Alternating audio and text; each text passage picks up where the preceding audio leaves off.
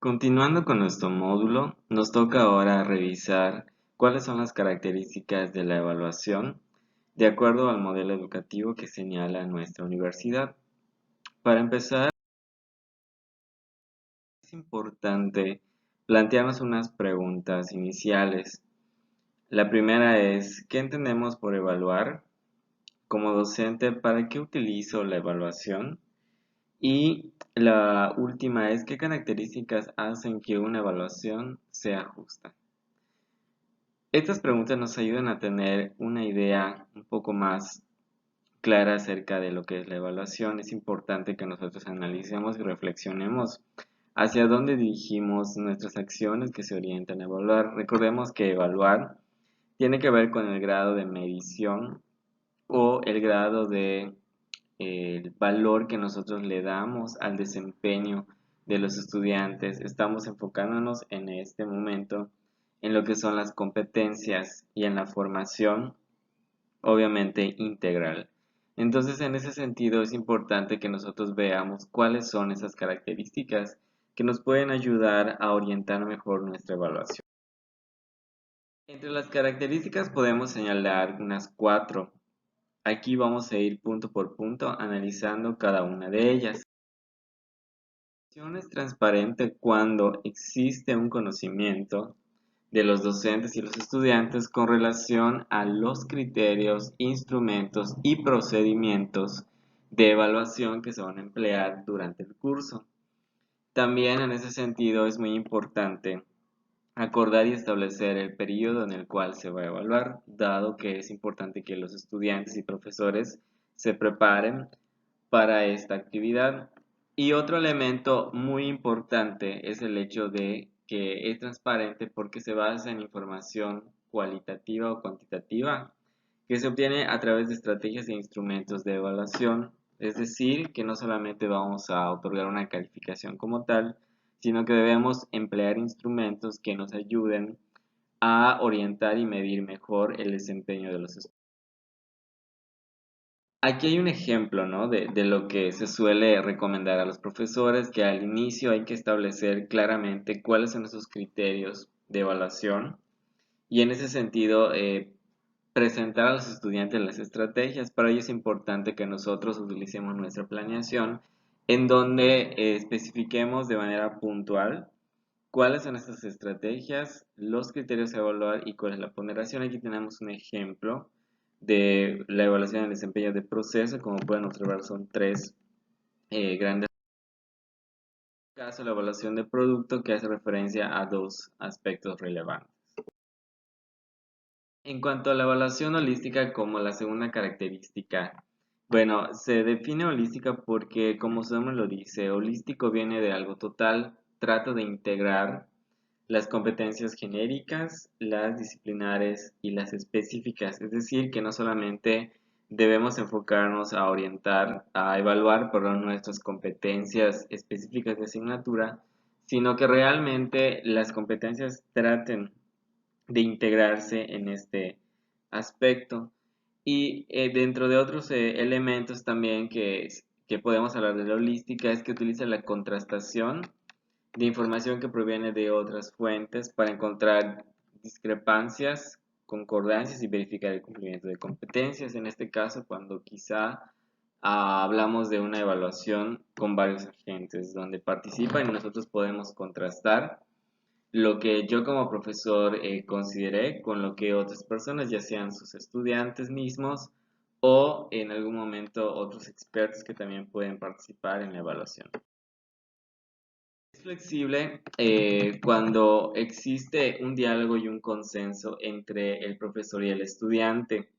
Cuando hay una apertura a ello, no quiere decir que el profesor va a cambiar sus estrategias de evaluación o que el estudiante le va a proponer, sino simplemente es importante que aquí el estudiante se involucre de manera activa y que también el evaluador, en este caso el profesor, pueda estar dispuesto a tener una postura más abierta, ¿no? En cuanto a las sugerencias que muchas veces los estudiantes nos pueden realizar, y eso también permite a veces hacer cambios o ajustes innovadores y que de igual manera ahí los estudiantes puedan participar. En ese sentido la flexibilidad viene en este caso y no quiere decir que sea falta de rigor académico, sino al contrario, que también la evaluación puede ajustarse a las condiciones. A veces nosotros podemos programar cierto tipo de estrategia, pero sucede que hay situaciones que no son las correctas o que a veces están fuera de nuestro control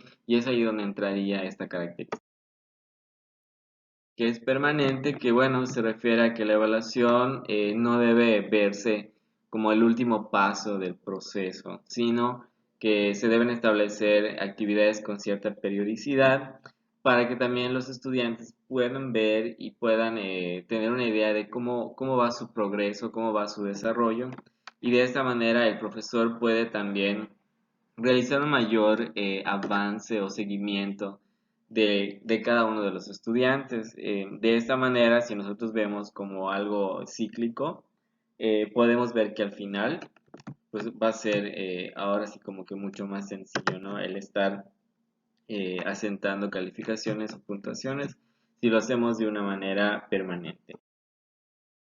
Ahora, ¿cuáles son las estrategias de evaluación que se nos plantean en el MEFI? De que existen varias, ¿no? Pero para empezar, tomemos en cuenta que son procedimientos que el profesor diseña y que, como habíamos comentado, sirven para medir cuáles son los alcances de los estudiantes. Se toman como base los resultados del aprendizaje y el nivel de dominio que se espera que el estudiante pueda llegar a tener. Ahora, en cuanto a esta parte, ¿cómo se aplican? Bueno, en la estrategia se debe describir básicamente esos procedimientos y esas actividades que se van a utilizar para obtener información referente a esas competencias. Entre las estrategias de evaluación que nos proporciona el PIMEFI, podemos hablar de unas 9. Como les he comentado, estas 9 estrategias no quiere decir que sean las únicas, pueden haber otras. Y en ese sentido, vamos a revisar algunas de ellas, que serían como que las esenciales o las básicas. Hablando de las pruebas de desempeño, cuando hablamos de una prueba de desempeño no nos referimos específicamente a un examen escrito. Sin embargo, una prueba escrita puede ser considerada una prueba de desempeño siempre y cuando se valore la aplicación del conocimiento. Es decir, que un examen debe por lo menos tener casos, ejemplos, problemas o la ejecución de algún procedimiento. De esta manera sí podríamos hablar de que cumpliría con ese esquema, ¿no? Porque realmente está evaluando competencias y no solamente conocimiento. Sirven y son útiles para verificar de qué manera un estudiante puede actuar en diferentes espacios y tiempos, integrando esas capacidades mentales, habilidades, valores y actitudes. Y este tipo de pruebas, a diferencia de las tradicionales que yo les comentaba, es donde el estudiante puede demostrar esas competencias por medio de su actuación ante situaciones nuevas o parecidas, hablando de resolver una situación problema, un caso, como yo les comentaba. En cuanto a las características deseables de una prueba de desempeño, pues deben por lo menos cumplir con las siguientes, que corresponde a las intenciones del aprendizaje, es decir, que realmente evalúe las competencias que nosotros hemos estado planteando, que también la tarea permita demostrar esa competencia en cuanto a su saber conocer, su saber hacer y su saber ser, es decir, conocimientos, habilidades y actitudes. Y las últimas dos que se relacionan al hecho de que se pueda demostrar con esa estrategia el progreso en cuanto a calidad del estudiante, su profundidad y que obviamente se emplee en situaciones reales y auténticas lo más apegadas posibles a la realidad del estudiante.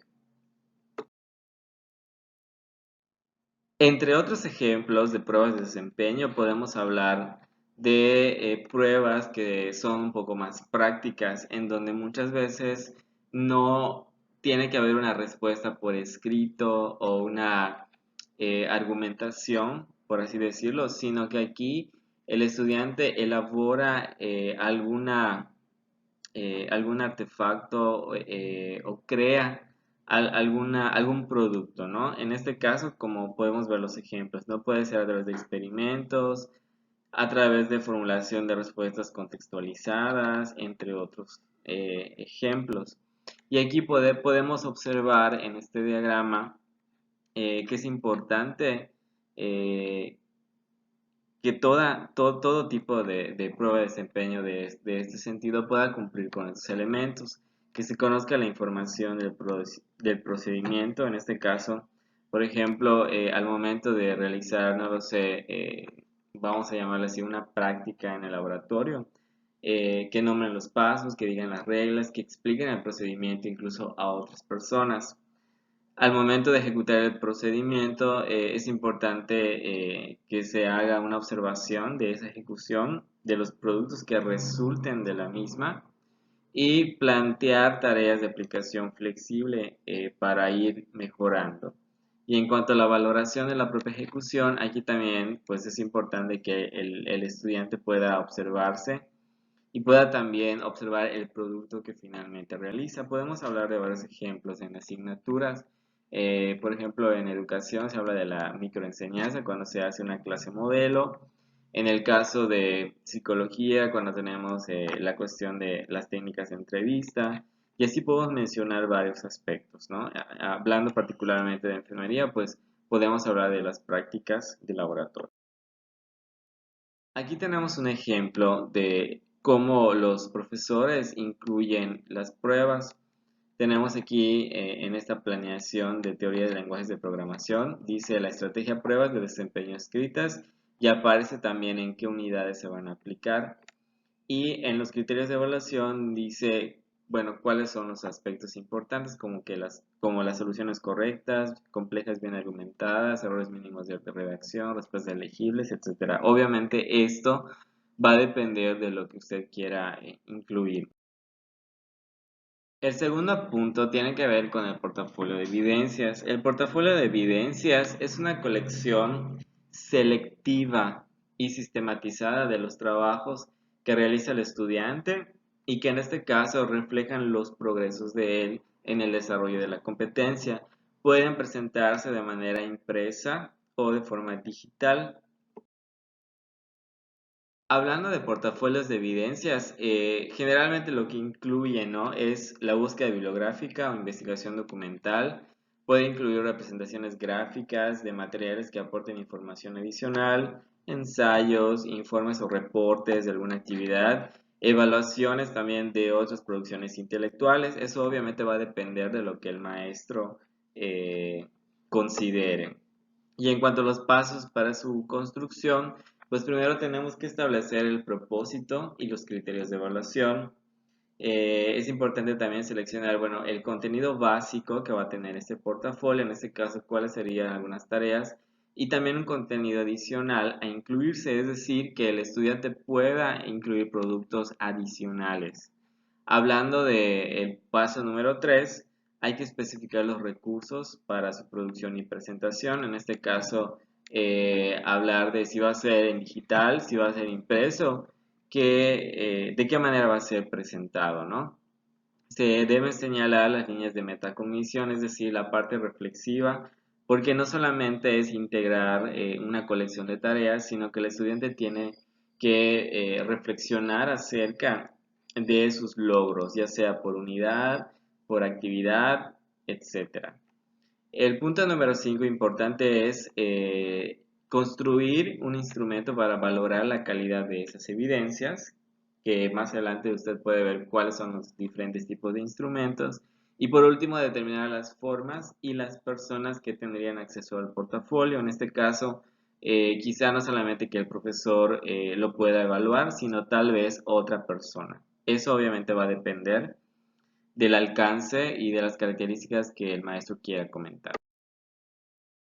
En cuanto a las sugerencias para el criterio de la selección de evidencias, es importante que éstas evidencien competencias desarrolladas, es decir, que no sean tareas sencillas, sino tal vez tareas significativas, como dice el punto 2, que pueda haber tenido una importancia en la experiencia práctica del estudiante.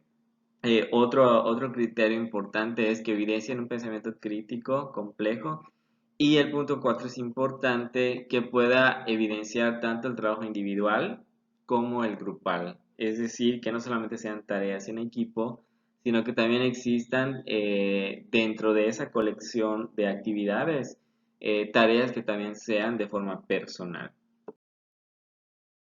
Aquí tenemos un ejemplo en la planeación didáctica, aparece la estrategia y por ejemplo aquí se tiene considerado como una evaluación de producto que equivale a un 30%. Y si ustedes se fijan, habla del estilo académico, ortografía y redacción correctas, evidencias de haber realizado las hadas correspondientes a la unidad, y anexar una metacognición, que es lo que yo les comentaba, y un sustento teórico en cuanto a al nivel de competencia por unidad, en este caso considerando varios componentes. La número 3, en cuanto al desarrollo de proyectos, esta estrategia también es relevante y es una de las más utilizadas, dado que es aquí donde se ponen en práctica las competencias que se desean evaluar. Y tomemos en cuenta que los proyectos pueden ser de tres tipos, pueden ser proyectos relacionados con la elaboración de productos, de servicios o incluso proyectos de investigación que pueden ser a nivel documental o de campo. Y su evaluación generalmente debe estar dividida en una evaluación de proceso y una evaluación de producto. Es importante que cuando se hable de un desarrollo de proyectos no dejemos todo al final, sino que lo podamos ir armando con los estudios. Aquí tenemos un ejemplo.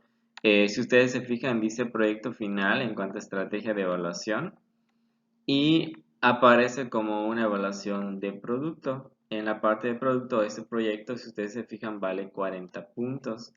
Y tenemos que el desarrollo equivale a 20, la implementación del proyecto equivale a 10 y la evaluación equivale a otros 10 puntos. Podemos hablar aquí que sí es un proyecto bastante fuerte y en ese sentido incluso está dividido por fases o por etapas. Esa es una forma, ¿no?, de hacer la evaluación. Otra forma podemos observar aquí. Aquí, por ejemplo, podemos ver avances del proceso de evaluación de un plan de estudios. Al final, en el punto número 3, ahí aparece como una evaluación de proceso y tiene, bueno, no se ve ahorita por la cámara, pero tiene un valor aproximadamente de 20 puntos. Y acá se establece lo que se va a evaluar en esos avances, como exhaustiva búsqueda, selección y análisis de información, uso preciso de los modelos, metodologías y técnicas, adecuada estructuración, etcétera, ¿no? Entonces son elementos que se podrían considerar en los avances de un proyecto. El punto 4, organizadores gráficos. Ya habíamos comentado que estos son útiles cuando queremos que el estudiante comprenda de manera global un tema, unidad o curso y obviamente permite al estudiante relacionar conceptos clave y de qué manera se van organizando o cómo se van interconectando. Hemos visto también que hay varios tipos de organizadores gráficos, como los que aparecen aquí. Y ahora vamos a ver de qué manera se pueden considerar como... Aquí, por ejemplo, en esta asignatura llamada fuentes de financiamiento aparecen como evaluación de proceso y equivale a 10%. Aparecen algunos elementos como estructura organizada de manera lógica, uso de la ortografía y la gramática, adecuada relación entre los conceptos, efectos visuales adecuados, etc. Entonces son algunas de los criterios que se podrían contemplar. Pudieran haber otros también. Tenemos el siguiente, que es el reporte de prácticas. Este elemento o esta estrategia también hay que contemplar que pueden ser de tres tipos. Pueden ser prácticas de campo, de laboratorio o de tipo clínico, dependiendo del área de conocimiento. Aquí tenemos un ejemplo donde dice seguimiento de un caso bajo supervisión, que equivale a un 20%. En los criterios de evaluación, aquí pues aparecen algunas indicaciones que en este caso también se pueden contemplar de esa manera o en su momento hacer un listado más específico, ¿no? De lo que se podría realizar.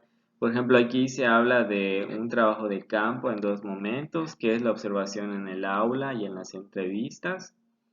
Y el segundo momento es cuando los estudiantes van a administrar instrumentos para determinar esas necesidades educativas que ellos observan. Entonces son como que una práctica de campo, así por así decirlo, donde se está dividiendo en dos aspectos, en la observación y finalmente en la interacción a través de un instrumento. Y al final dice autorreporte de la práctica reflexiva, en donde también a partir de esa práctica el estudiante va a elaborar una especie de diario de investigador, al menos aquí así se incluye o se pone, en donde va a incluir la descripción de su experiencia, la vinculación con la parte teórica, con las asignaturas del semestre, incluso acá algo muy interesante que tiene puesto este maestro es con las diferentes asignaturas del semestre y el aporte a su práctica profesional. Eso obviamente permite que el estudiante tenga una visión mucho más global de su avance, ¿no? Y tenemos acá también otro caso que es el reporte de un estudio de caso, donde también aparece como producto y que equivale a un 30%. Finalmente tenemos la parte de agentes y momentos de la evaluación. Hablando de agentes y momentos de la evaluación, que existen varios tipos de evaluación dependiendo del agente. Cuando hablamos que el agente de la evaluación es el profesor, hablamos de la heteroevaluación y básicamente es la evaluación que todos nosotros hacemos, ¿no? Que el profesor realiza hacia el estudiante.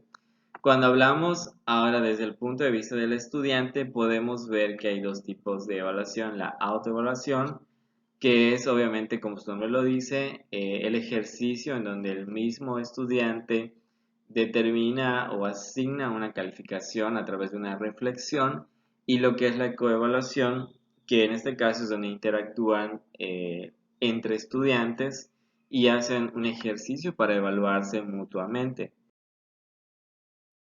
En cuanto a los momentos en los que se realiza la evaluación, pues podemos observar los siguientes. Realmente, tres momentos eh, que podemos comentar, ¿no? Que en ese sentido es importante considerar. Y hasta ahora, los que se han utilizado es la evaluación diagnóstica, la evaluación de proceso y la evaluación de producto. Obviamente dependiendo de cómo nosotros organicemos nuestro semestre. Y por el momento sería todo en esta parte de evaluación y características.